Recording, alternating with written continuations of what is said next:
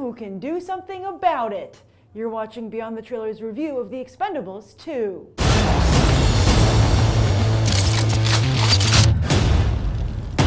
I'm back.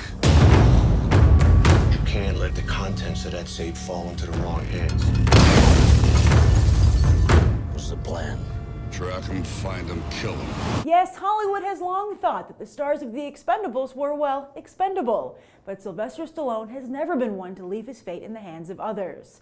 Just as he jump-started his career by writing Rocky back in the 1970s, he gave his career a second life by writing and directing The Expendables back in 2010.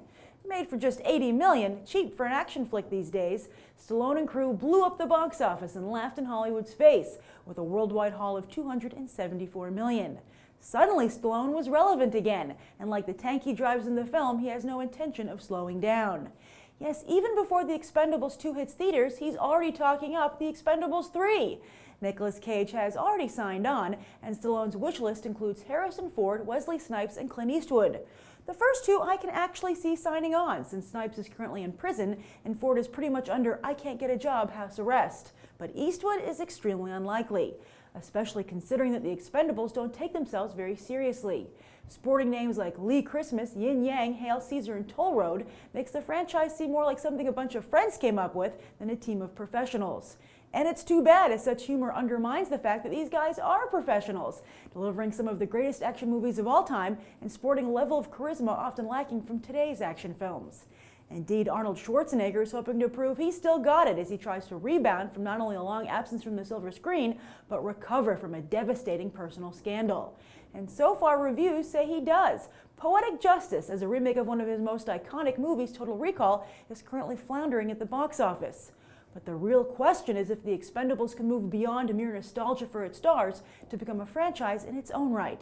Let's go find out. So how was The Expendables 2? Excellent. They were all in top form. It was awesome, especially spending it with my daughter. The plot was a little predictable, but that's okay because it had all the heavy hitters. That's not why you come. That's not why I come. Surprisingly, it was a very good movie. Why do you say surprisingly?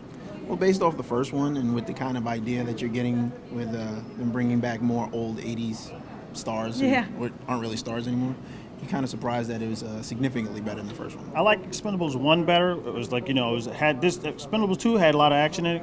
1 was, bringing the group all together and everything else.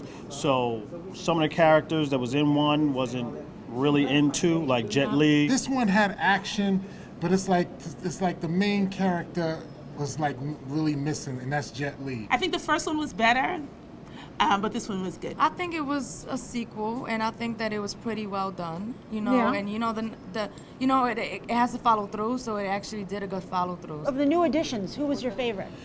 Van Damme. He still had the kicks. He still had the moves. He still does? He still does. He was really good. I've never seen him in a role as a villain because he's usually the hero. Yeah. So it was nice, and the fight scene with him at the end with Sylvester Stallone I thought was really cool. Oh, that's good. I like the fact that the lines that they used were based on the movies that they were in. I'm an 80s baby, so I love seeing all these old stars that I grew up with. Who do you geek out the most over?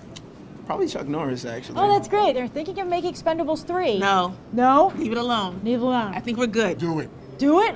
Bring it. They signed Nicolas Cage already. Nicolas Cage for Expendables 3? Yeah. Oh. What do you give it on a 1 to 10?